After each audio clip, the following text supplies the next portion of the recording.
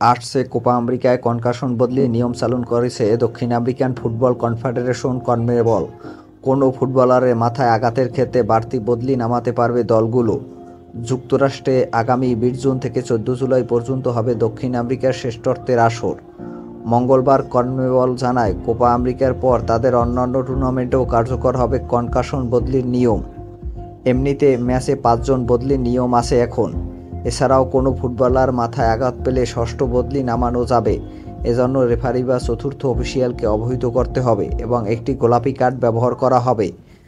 মাথায় আঘাতের বেশ কিছু ঘটনার পর ফুটবলারের কনকাশন বদলি ব্যবহারের আহ্বান জানায় কয়েকটি দাতব্য সংস্থা। ফুটবলের নিয়ম তৈরির সংগঠন আইএফএফবি মার্চ মাসে ফুটবলের আইনে যেগুলোকে অন্তর্ভুক্ত করেছে। তবে নিয়মটি বাস্তবায়নের ভার প্রতিটি প্রতিযোগিতার আয়োজকদের উপর ছেড়ে দিয়েছে তারা। দর্শক, ক্রিকেটের মতো ফুটবলেও কনকাশন বদলির নতুন এই পদ্ধতি কেমন লেগেছে? আর ভিডিওটি ভালো লাগলে সাবস্ক্রাইব করে আমাদের পাশে থাকতে পারেন।